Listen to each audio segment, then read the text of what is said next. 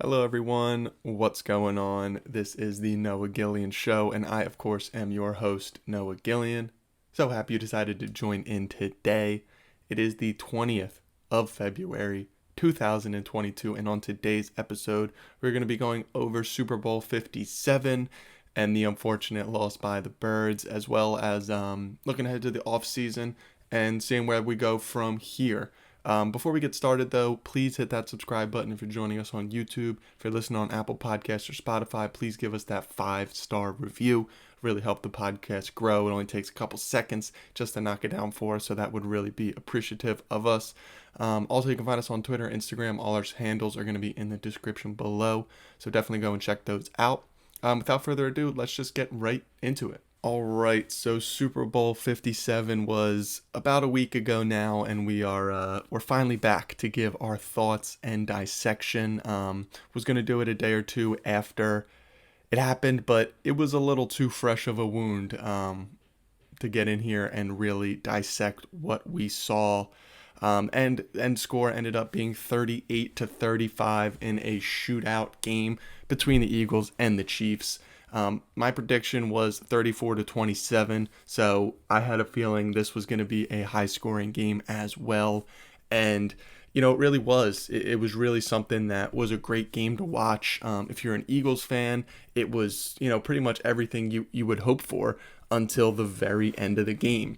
And that's really how I'd like to remember this game. You know what I mean? It's like I've been mentioning this to a number of people 2 seasons ago now. The Bills and the Chiefs played one of the greatest playoff games we've ever seen.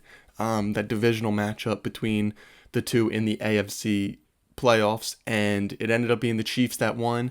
But you're watching that game, and it was almost like a different sport than what the Eagles were playing this year, what a number of teams in the NFL were doing, and it really showed the disparity of the haves and the have-nots in the NFL, just with the elite talent, the elite quarterbacks, the elite rosters, and the ability to step up in big-time moments. And for the Eagles, as an Eagles fan, you're sitting there and you're watching, and it's just like, we can't compete with these teams. We are multiple pieces away from even being in contention to compete with these teams. And for most of the year, it appeared as if we solved most of those issues, but we still hadn't played a team like the Chiefs or the Bills. And when it came time in the Super Bowl to go up against those same Chiefs, mostly the same, obviously, minus Tyreek Hill, which is a big factor, but obviously they still had a great year, so it's not a huge... They're still the Chiefs, still Patrick Mahomes, Travis Kelce, Andy Reid. So all you could have hoped for was to compete, to be competitive. Obviously, I had the Eagles winning. A lot of people had the Eagles winning. So we almost had arrived at that point where we could compete with these teams, but the game had not been played yet.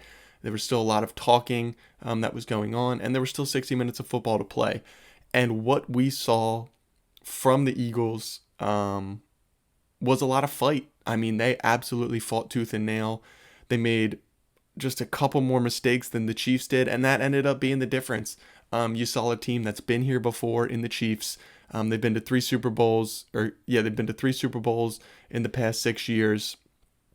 And you see, that experience come to play. I mean, they didn't turn the ball over one time. They rarely committed penalties during the course of the game. They took advantage of almost every opportunity in the second half, especially in terms of converting touchdowns, long drives, and you saw the experience really show up. And what you also saw was an Eagles team that rose to the moment, that absolutely rose to the moment outside of a few penalties and a costly turnover. You saw that the Birds absolutely belonged on that field, and they absolutely deserved to be on the biggest stage. And I think that's the main takeaway I'd love to just kind of keep in the front of our minds. Obviously, it's very, very tough to get all the way to the mountaintop and then not be able to get all the way to the summit, and it's really frustrating, because it almost makes you feel like all the work that was done all year was all for naught to a certain extent, and I think that's a trap, and that's not a necessary way to go, not a healthy thought process to have. So I think it's really important just to remember the positives from the year and really look at the future outlook, and continue to knock home how it's a positive outlook. We may have gotten to the Super Bowl and lost, and yeah, they ended up losing the game, but you think about it, you go tooth and nail with the best quarterback in the league, obviously the best team in the league now, and now you have an outlook of the future that is really good. We'll get into the future outlook in a few minutes, but I did want to just dissect the game a little bit more and give some of my thoughts on more of the talking points that kind of came out throughout the rest of the week. Number one, first and foremost, KC won this game. I think that a lot of people were trying to point out things that happened, that the Eagles, lost this game, they did this and they did that, and they weren't able to, get it done. But in my eyes, the Kansas City Chiefs came out and won this ball game. I mean, in the first half, you could make that point that the Eagles may have let them in the game too much. Obviously, the fumble from Jalen Hurts was tough to swallow. The fact that it was a scoop and score and not just a turnover where they get the ball on offense, who knows? Maybe if they get tackled, maybe the Chiefs just go in and score a touchdown anyway. But you're talking about more time off the clock and just the momentum of a scoop and score, fumble return for a touchdown. I think is a big momentum swing. And you go into halftime, the Eagles ended up being up 24-14. Instead, and maybe they scored a touchdown on another drive throughout the course of the game, but the time of possession in the first half was greatly skewed toward the Eagles, and they just looked like they absolutely belonged. But then you saw in the second half, the Chiefs, they just came out and they did their thing. They came out and they ran the ball right down our throats, which was obviously a big point of emphasis for this Eagles defense all year. They came out and they ran the ball right down our throats. Travis Kelce remained to be unguardable, ended up with 70, 80 yards and a touchdown. So he still got his. And then Patrick Mahomes, he only had 188 yards passing. It was somewhere around 180, 188. But he had 3 touchdowns through the air, no turnovers. He ended up with 40 rushing yards, right around 40, 50 rushing yards, and made the biggest play of the game down the stretch with the scramble. They ended up kicking the field goal for the go-ahead score. But the scramble was a 20-yard run, which pretty much sealed the game. And just continued to make play after play. The Chiefs had 4 possessions in the second half. They scored on every single one. Touchdown on the first 3, and then obviously all they needed was a field goal in the last one, so they ended up taking the field goal. They took the ball with 5 minutes left in the fourth quarter after the Eagles had scored a touchdown and a 2-point conversion to tie the game. The Chiefs got the ball with 5 minutes left and gave the Eagles 4 seconds on the clock when they got the ball back. That right there, that should be all that you need to know. The Chiefs got the ball with 5 minutes left in the fourth quarter. Eagles had 2 timeouts. Chiefs had 2 timeouts. And they milked the clock all the way down to 4 seconds and kicked the game-winning field goal. And then kicked off without allowing a big return and forced the Eagles to attempt a Hail Mary, which, Hurts ended up stepping on the back of Jason Kelce's foot, so he couldn't really get any power behind the throw. But, it was over at that point. I wasn't really expecting a Hail Mary miracle at that point. However, I'd keep just coming back to the point. The Chiefs won that game. They did everything they needed to do. Steve Spagnuolo, the defensive coordinator for the Chiefs, on critical third downs, dialed up pressures, which got the Eagles off the field. The punt return by Kadarius Toney, that's just a big-time play. Gets the Chiefs all the way down to the 5-yard line. And it was just... It was just a great performance overall from the Chiefs, and I think that cannot get lost in the final score or, the outlook of what may have happened during the game. They won the game, and they need all the flowers, and they need all the respect in earning the championship. Second point here, a lot of people were making comments about the field, the playing surface in which the game was taking place on. And, a lot of players were saying that was one of the worst surfaces, they had ever played on, which was in a cynical way, almost hilarious that it was the Super Bowl that a lot of those players ended up playing on that kind of playing surface. But overall, my takeaway is this: was the field in poor condition? Yes. Did it affect each team? Yes. Both teams played on the field. You can't, use it as an excuse why one team wasn't able to do the job. Did it affect pass rush on each team? Yes, it 100% did. And that's why I wanted to preface, those two questions before the third one. It's like, yes, both teams played on the same field, so both teams were dealing with the same issues. Obviously, it didn't end up hurting scoring. It was 38-35, but it was an issue on third down. It was 100% an issue for the Eagles pass rush. Obviously, the Chiefs pass rush had an issue with it as well. But you talk about the Eagles, 70 sacks in the course of all their games they played this year, the third most in NFL history, and it was really silent. We didn't even have a sack in the game. The Chiefs had one sack, but it was a Hurts scramble to the left, and he pretty much ran out of bounds, but I think the guy touched his shoulder pad as he ran out of bounds, so they counted it as a sack because it was behind the line of scrimmage. So pretty much no sacks in this game, which first of all credit to the offensive lines by both teams. Eagles had a great game. The Chiefs had a phenomenal game. However, there was so many plays where specifically Hassan Reddick was trying to come around the edge and bend the edge, and just his feet gave out from under him.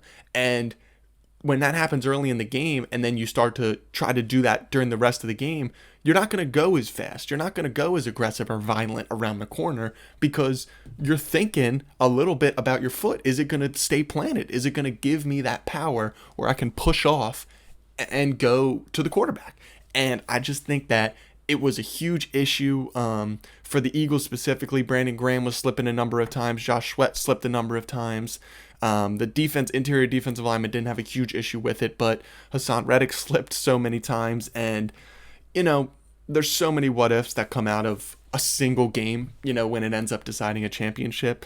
But that's just a big one for me that, the Eagles' defensive pass rush was one of the main things that was keeping them so successful this year. And it's funny, kind of looking back on the year now, after the Detroit game early in week 1 and after the Minnesota Vikings game week 2, I came on this podcast and I said, listen, I don't know what the deal is with the pass rush, but if we don't have a pass rush this year, we're not going to do very much. And if Jonathan Gannon refuses to, rush more than 4 people, it's going to be an issue for the Eagles defense all year.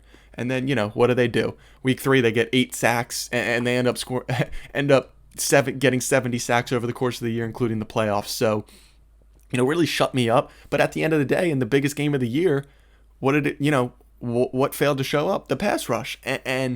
And maybe it was mainly because of the field, but maybe it was mainly because of the Chiefs' offensive line. So I think you have to consider both of those points. And, you can't take one off the board, but you do have to consider both of those points when you're talking about the specifics of 0 sacks for the Eagles. They were very excited, the Chiefs' offensive line, about holding the defensive line to 0 sacks. And credit to them, they played a phenomenal game up front. And I don't want it to come off as making excuses or trying to take anything away from the Chiefs, because that's what I'm doing. Totally 100% respect to the Chiefs for what they did, but it was a factor. I don't think that you can really tell the story of this game. Honestly, you can't tell the story of this game without the field conditions being a small chapter in the book of Super Bowl 57. I think it was talked about enough. It was mentioned week after the game in press conferences. So I do think it was an important factor. However, it was not the end all be all to the end result. And that brings me to more of a more positive piece of information from this game. Jalen Hurts, I mean, what else can you say about this guy? He is an absolute beast, just a stud, just a gamer, any of the words you want to describe for a big time player. Jalen Hurts fits the mold. I mean, I came into that game, and many people came into this game with the sentiment that the Eagles had the better roster, but the Chiefs had far and away the better quarterback and the best player on the field. And Patrick Mahomes, although his statistics may have not been, otherworldly, still played like the best quarterback in the league, and when he needed to, got the job done. But Jalen Hurts, man, this guy is just unbelievable. He straight up silenced all the critics in this game. They said there were so many people coming out that said, if you can make Jalen Hurts throw the ball, if you can make him be a quarterback, then you're doing a good job on defense. These people are absolutely hilarious, and mainly it was coming out of San Francisco. I know Robbie Gould made that statement, and it's just like, how can you even say things like that? And I get it, like, you can be certain salty about, your season might have ended or whatever, but like, you have to have a certain amount of respect for a guy at some point, right? When Jalen Hurts got drafted, and he was going through his progressions, and we still had Carson Wentz. I'm one of those guys that was on this very podcast coming on talking about how it was a mistake to draft Jalen Hurts in considering all things, right? It's a mistake to pull Carson Wentz out of the lineup to put Jalen Hurts in. What are you doing? Like, it's not going to get any better just trying to replace the quarterback, yada, yada, yada. I said it was a terrible idea to trade Carson Wentz to the Indianapolis Colts, and you're just going to let Jalen Hurts take the reins. And boy, did he shut me up and shut up everybody that was saying the same things, because this guy has gotten better and better and better every single year that he's been in college and in the professional ranks. And that is the type of guy who, we'll get to, that is the type of guy who is a franchise quarterback. And for all the love I've had for Carson Wentz, the amount of times I came on to this podcast and said, he's the guy, we need to build around him, we just give him all the money, he was an MVP candidate in 2017, yada, yada, yada. There was smoke coming out of the Eagles locker room about leadership, about him not connecting with the locker room, certain guys choosing certain guys over him, like all this stuff. And ever since Wentz has left and Hurts has given the keys to the offense, everything you hear out of the locker room is, he is our leader. We're going to follow him anywhere. He sets the tone. These are certain things that are so important for your franchise quarterback. Patrick Mahomes sets the tone for the Kansas City Chiefs. Tom Brady, in his career, set the tone for his team. These guys set the tone. They follow their quarterback into the abyss, so to speak. And it's everybody. It's not just the offense. It's the offensive line. Jordan Mailata every single time coming out talking about him. It's Jason Kelsey going on his podcast talking about Jalen Hurts. It's Darius Slay talking about how we'll follow him anywhere, like anytime, all this stuff. It's veterans like Fletcher Cox who talk about him like that. And I haven't even said a single statistic from the game. And all I've said is how great he's been off the field, in the locker room, with the guys, and that is as important as the on the field impact.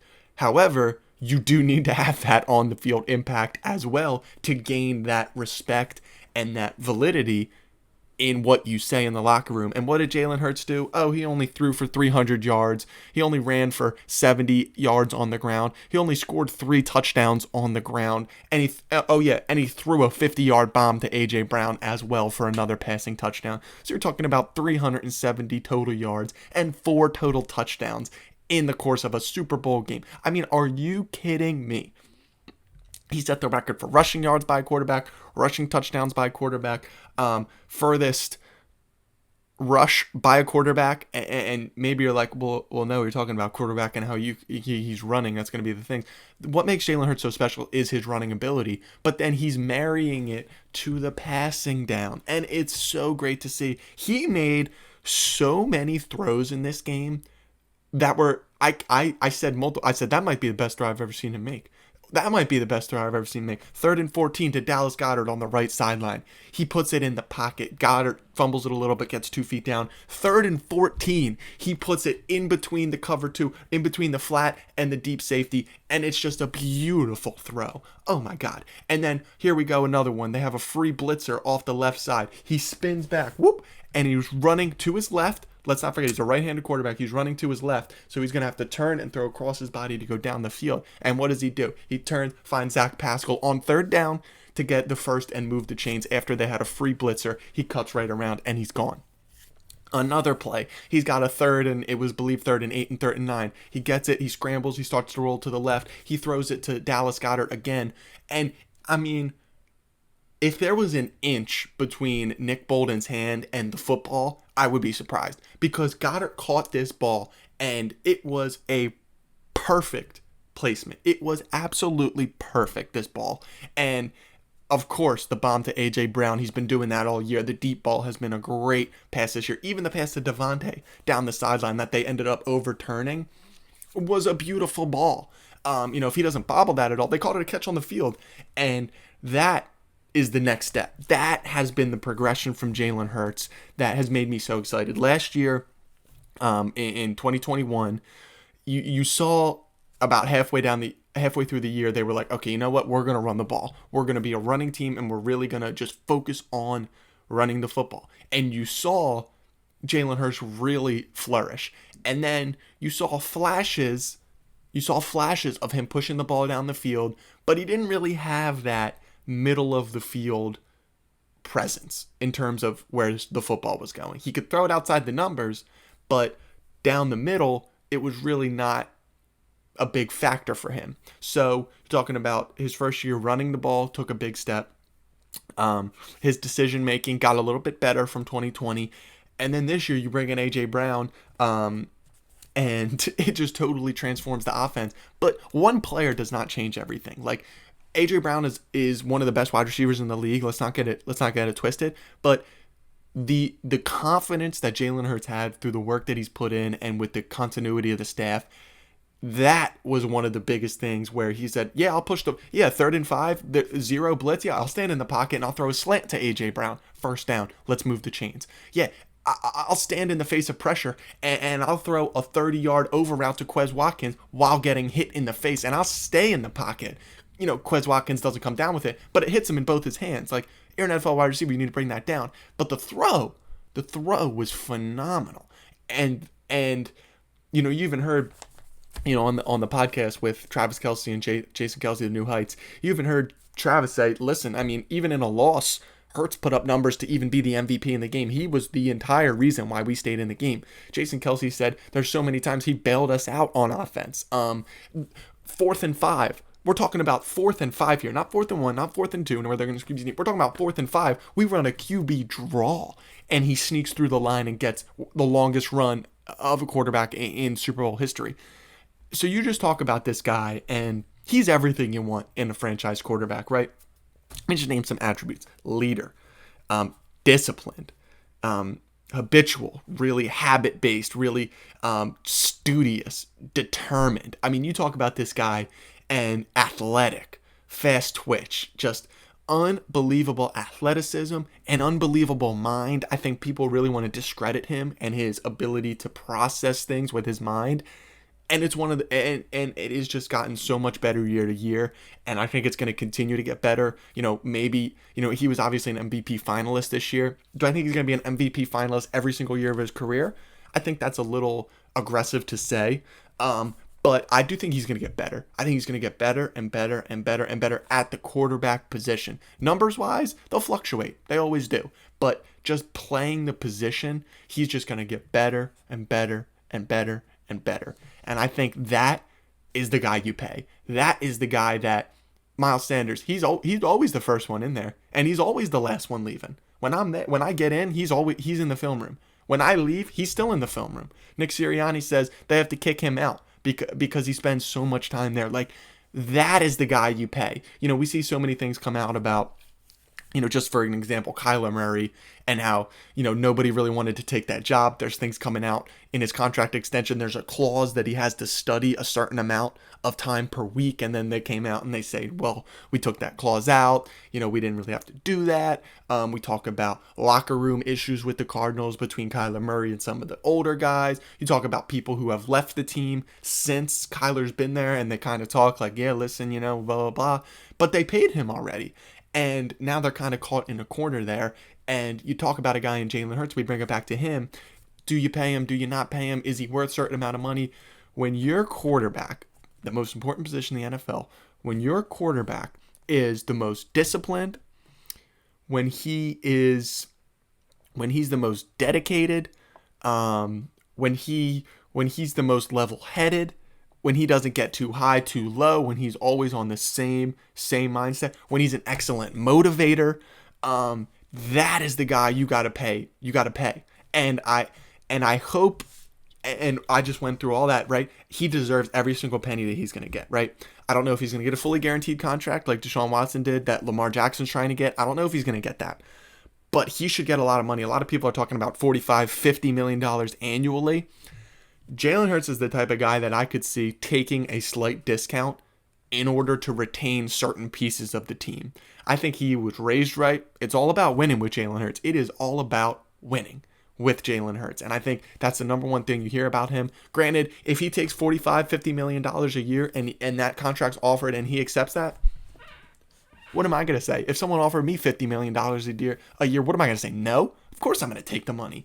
But you hear Tom Brady talk about this all the time. He mentioned it specifically with Patrick Mahomes. He said, a lot of people are, they make the joke that, yeah, he got paid $500 million. Why would he not take that? But when you really look at the terms of the contract for Patrick Mahomes, yeah, he signed a 10-year, like almost $500 million deal, which first of all is ridiculous. But second of all, when you look, and this is what Brady said too, you look at the way the money was broken down. And he was like, oh, I already know he's dedicated to winning. That's his number one priority. And for Tom to say that, and I'm like, he made $500 million. You really have to go look at the terms. He's making like only $20 million a year the first couple years, and then it starts to jump up, incentive based. It really starts to go as, like, he is going to get his money. But he realized, listen, let me take a 10-year deal. I love it here. I love Andy Reid. I love the whole culture. If they're going to make that commitment to me, let me stay here. I'll defer some money. I'm going to make money endorsement-wise, right? Rob Gronkowski said he never spent $1 of his NFL game checks. It was all endorsement money. As a quarterback in the NFL like that, you're going to make money. So Tom Brady made so much money off the field. And if you can, as a man and as a football player, be like, let me take less money so that my guys can make more and my guys can stay here. I think he's the type of guy that would do that. And I don't want it to come off like, listen, he should take less money, blah, blah, blah, all this stuff, because there's no reason he should. He just went out and proved that he's worth $45 million a year. He did that. And you already have A.J. Brown under contract for 4 years. So if you can afford that, whatever. Devontae Smith, he's under contract for another 2 years. And they have the 5th-year option because he was a first-round pick. They still have a young offensive lineman, a young core. Dallas Goedert re-signed to a contract extension. So if you could pay Jalen Hurts that money, it's not like you can't have a really good offense around, because you're going to have A.J. Brown, Devontae Smith, Dallas Goedert, Kenny Gainwell's still going to be under contract. You still have Lander Dickerson on his rookie contract. Jordan Mailata is extended. Lane Johnson, he's getting up there, but he's still under contract. Jason Kelsey may or may not come back, but you have a guy in Cam Jurgens who you've been grooming, can play guard or center. So you have an offense built like that. But what it does is it allows you to bring back C.J. Gardner-Johnson. It allows you to bring back Hassan Reddick. Or not Hassan Reddick, Javon Hargrave. It allows you to bring back a guy like TJ Edwards. It allows you to bring back these guys that were so crucial. C.J. Gardner-Johnson led the NFL in picks this year. And now he's going to get a big bag in the offseason. And if Jalen Hurts takes 35 instead of 45, 50, there's your salary for C.J. Gardner-Johnson right there. And I think it's a very, very interesting conversation to have, just because I never like to, if you can, as a player, if you can get your money, get your money. You know what I mean? I'm never going to be one to say you should take less. But the blueprint is there from Tom Brady to Patrick Mahomes about how you kind of build these sustainable long-term projects as a football franchise. So I think it's very, very important. And from Eagles' point of view, I think it's very, very important that they get him re-signed before Lamar signs, before Joe Burrow signs. I think it's crucial to get him to sign before, because, you know, like as they say, yesterday's price is not today's price. If Burrow and Allen, or if Burrow and Jackson re-sign these contracts, the price is going up. So I think from an Eagles perspective, they should be incentivized to really get to the table and say, let's make a deal this offseason. I don't care about next offseason. I don't want you to hit free agency. Let's keep you here, right? I'll give him a 6-7 year contract. Are you kidding me? This guy is going to get better and better and better and better. Granted, let's talk about the downsides of a potential contract like that. Jalen Hurts has been hurt the last 2 years. Let's just call it what it is. 2 years ago, he had an ankle injury, was really limited down the course of the season. This last year, the shoulder injury, and it really was, and it impacted the season. It almost derailed the season in terms of, luckily they had an easier stretch through the playoffs. Obviously, they had the Giants in the divisional round, and they had the Niners on their third and fourth string quarterbacks, so it wasn't a huge issue. But, you know, we lost to the Cowboys, we lost to the Saints. We went down to the last week of the season to get that number 1 seed. So you do got to think about that as well.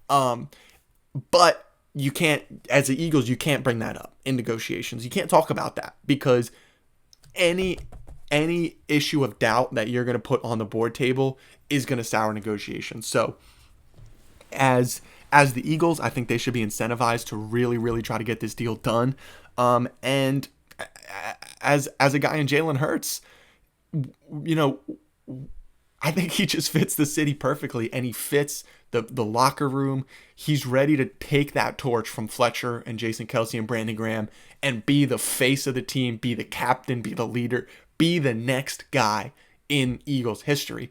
And I think it's just so crucial to kind of get him under contract and get him here, because we understand now that we've seen it. We saw him just go toe-to-toe with Patrick Mahomes and arguably outplay him on the biggest stage in the NFL. And who knows, if there was a certain call that was made, maybe he gets the ball with a minute and a half left and he gets a chance to drive the field to maybe win the ball game. And we'll see. So we'll wrap up our Jalen Hurts talk there. I know it's just rambling crazy there, but obviously he's a great player. So we're hoping for the best from him. And the last thing I did want to talk about in terms of the game was the holding call.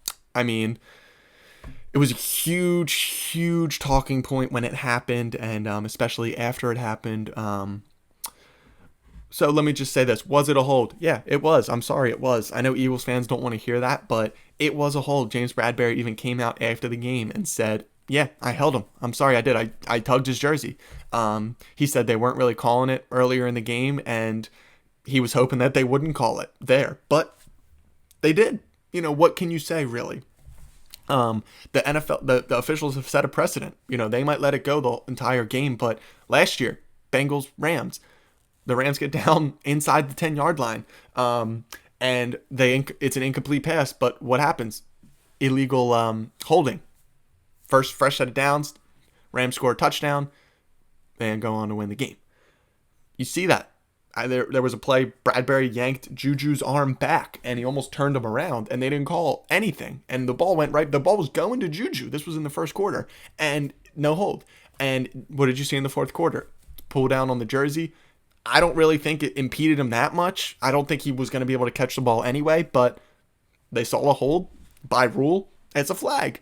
And unfortunately, it was on a third down, and it got them a first down, and it was a big deal. You know, I'm not going to lie and say I was, like, yeah, that was a flag. I threw my hat. I threw it across the room. I'm yelling at the TV. I got my in-laws sitting on the couch. They probably think I'm crazy, but it is what it is. In the heat of the moment, you're going to be upset. But then when you see what happened, it's like, it was a hold. At the end of the day, it was a hold. And the Eagles fumbled.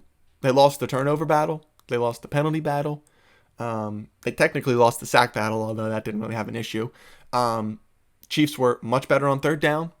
Um, they won the game. So to come and sit like the hold was the biggest issue, like that's why we lost the game, I just think it's just dumb. It's just stupid, and it's just a loser mentality to have. So I'm not gonna say that it changed the game. Personally, would I make that call? I'm an Eagles fan, so what am I gonna say? No, or what am I gonna say? Yeah, I'm gonna make that call. No, I'm not gonna make that call. But by the letter of the law, it was a hold. So I don't really think that was the reason that the Eagles lost the game. I don't think it was. I don't think it was everything, but it was something. And I do think it was a little piece of the game that also, like the field conditions, is going to be written about. When they talk about this game, it's going to be written about. And I know the NFL doesn't love that the officiating was, a storyline coming out of this game, arguably one of the greatest Super Bowls ever. In terms of comebacks, final kick for the game, like great performances, all that stuff. One of the great Super Bowls of all time. I know the NFL doesn't want to see that marred by a penalty, but at the end of the day, it was, and it wasn't marred by anywhere. That was not the right word, but it was a talking point coming out of it. So I did want to touch on that a little bit and just kind of mention my thoughts on it, because I think a lot of people are kind of falling into that loser mentality of, they shouldn't have called that, blah, blah, blah, blah, blah. But whatever, get out of my face with that. We lost the game. It is what it is. The Chiefs ended up winning, and they did what they had to do. So now let's talk about next year, because that's where we're at. We're looking into the offseason, and Combine starting up real soon. Best part about playing in the Super Bowl is that the offseason's a lot shorter, and the Combine, the draft's right around the corner. The draft's just a little over 2 months away, and the Eagles have 2 first-round picks in that draft. So I just wanted to give a quick thought. Obviously, they have number 10 and number 30 in the draft. I am strongly in the camp that they should draft Joey Porter Jr., cornerback from Penn State. I think it would be a perfect pick. James Bradberry, I think, had too good of a year for the Eagles to re-sign him. I think he priced himself out of bringing him back, so he's going to get a monster contract. Darius Slay, you're talking about, has 1 more year left under contract. Maybe they look to extend him, but you need to get depth at the cornerback position. Avonte Maddox is great in the slot. Darius Slay and Bradberry great on the outside, but Bradberry's gone. Slay's got 1 year left. I think Joey Porter Jr., he is not this player, but he reminds me kind of like Jalen Ramsey in terms of he's long, he's physical, he really likes to get in the passing lane, disrupt passes. He didn't have a lot of interceptions, but last year he had 11 passes defensed, which is a staggering number. And I just think that's the guy you could groom. And maybe you trade down from 10 to like 15 and then take him. I think though that is the area they need to hit. They need to go after the cornerback position. Also the cornerback out of Georgia, Ringo. I think he's another great option potentially. But I think you need to get a cornerback to bring in and groom that player to potentially be that next wave of cornerback for your team. When it comes down to number 30, I think that's a pick. That's a textbook Howie trade pick. I think he's going to move out of that pick. He's going to move maybe back to the second or the third, pick up an extra second round pick. That just screams Howie trade to me all over it. However, I do want to say that in typical Howie fashion, he might go after defensive line with that first pick, because he's always said, we picked up James Bradberry in March, or maybe it wasn't March. It was after the draft, though. It was like in May or June or whatever. And he was an all-pro cornerback. So maybe Howie said, you know what, we need to draft defensive line. Fletcher Cox, free agent. Javon Hargrave, free agent. Brandon Graham, free agent. You're talking about a lot of guys off the defensive line that are going to be free agents. So you're still going to have Josh Sweat. You're still going to have Hassan Reddick. You're still going to have Jordan Davis. You're still going to have Milton Williams. So you still have a starting caliber defensive line. But what we saw this year, you need depth. Jordan Davis missed a bunch of time. And then you had to bring in guys like Ndamukong Suh and Linval Joseph to really bolster that line. So I do think that's possible that he does go that direction. I could see him maybe He's probably going to stay put at 10. My initial thought was when we had the 2 picks, I almost see him trading back from 10 to like 15 and then almost trading up from 30 to like 24 or something. But I do think cornerback, defensive line should be very at the front of their mind. And as we get closer to the draft, we'll start to do some mock drafts. We've been doing those the last couple of years, so we're gonna get into that and really start to break it down more. But just initially, kind of those are my thoughts on what I think they should do draft wise. And who knows? I'm always excited for the draft. Howie does a phenomenal job usually. So I'm really excited. I'm really excited for them to build off this year.